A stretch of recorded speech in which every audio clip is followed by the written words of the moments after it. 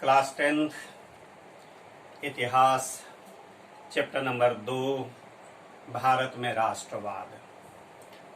तो पिछले क्लास में हम लोगों ने पढ़ा कि भारत में राष्ट्रवाद का विकास कैसे हुआ। तो उसमें आपने पढ़ा कि भारत में राष्ट्रवाद का विकास औपनिवेशिक काल में हुआ और आगे चल करके प्रथम विश्व युद्ध ने राष्ट्रवाद की इस भावना को और अधिक विकसित किया। प्रथम विश्व युद्ध सन 1914 में शुरू हुआ था और 1918 तक चला था। इस विश्व युद्ध में ब्रिटेन प्रमुखता से युद्ध कर रहा था, इसलिए उसने भारतीय नवयुवकों को अपनी सेना में बहाल करके यूरोप के विभिन्न मोर्चों पर युद्ध करने के लिए भेजता रहा। वहां भारतीय सैनिकों ने अद्भुत पराक्रम दिखलाया। भारतीय सैनिकों को वहां विश्व के साथ संपर्क स्थापित हुआ, उन्हें एक नया अनुभव मिला। ये राष्ट्रवाद के विकास में बड़ा ही सहायक सिद्ध हुआ। तो ये औपनिवेशिक काल में यानी कि प्रथम विश्व युद्ध में ये भारतीयों को लाभ मिला।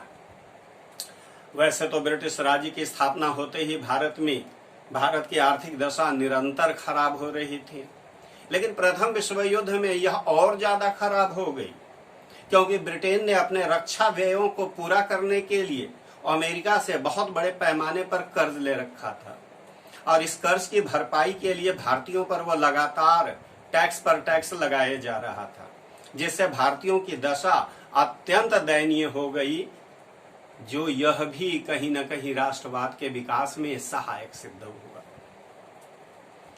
विश्व युद्ध के दौरान ही क्योंकि महात्मा गांधी ये अनुभव करते थे कि भारत में हिंदू और मुसलमान दो बड़ी जनसंख्या के लोग रहते हैं और जब तक इन दोनों में एकता स्थापित नहीं होगी तब तक भारत में सही अर्थों में राष्ट्रवाद का विकास नहीं होगा और न ही कोई आंदोलन सफल हो पाएगा।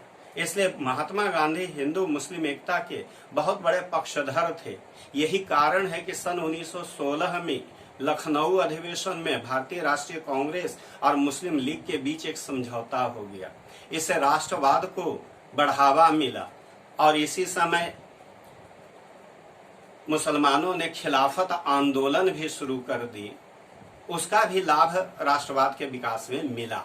खिलाफत आंदोलन एक्चुअल में मुसलमान टर्की के सुल्तान को खलीफा यानी कि इस्लामिक विश्व का आध्यात्मिक गुरु मानते थे और टर्की प्रथम विश्व युद्ध में ब्रिटेन के खिलाफ लड़ाई लड़ रहा था, जिसमें उसकी हार हो गई। हार के बाद ब्रिटेन ने टर्की के साथ सेब्र की संधि की और इस संधि के अनुसार सुल्तान के सारे अधिकार छीन लिए गए। टर्की साम्राज्य का विघटन कर दिया गया, जिस कारण भारत के मुसलमान बहुत नाराज हुए और मुसलमानों ने टर्की के सुल्तान की सत्ता को फिर से बहाल करने के लिए खिलाफत आंदोलन शुरू कर दिया। महात्मा गांधी ने खिलाफत आंदोलन का समर्थन किया क्योंकि वो जानते थे कि हिंदू मुस्लिम एकता कायम किए बिना राष्ट्रवाद का विकास सही अर्थों में नहीं हो पाएगा। तो खिलाफत आंदोलन का समर्थन करने से भी राष्ट्रवाद को बढ़ावा मिला। 1918 से 1921 के बीच भारत में अनेक प्राकृतिक संकट आए। अकाल, सूखा, बाढ़, महामारी। लेकिन इस संकट की घड़ी में भी ब्रिटिश सरकार ने भारतीयों की कोई मदद नहीं की, जो राष्ट्रवाद के विकास में सहायक सिद्ध हुआ।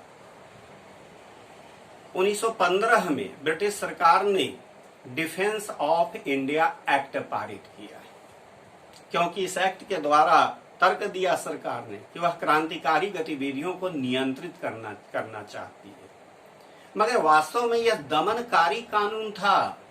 इससे आतंकवादी गतिविधियां और बढ़ गईं और आम जनता भी इस कानून से भड़क उठी, जिससे कि भारत में राष्ट्रवाद का विकास हुआ। तो इस तरह से प्रथम विश्व युद्ध की घटना ने भी भारत के में राष्ट्रवाद के विकास में बड़ा ही सहायक साबित हुआ।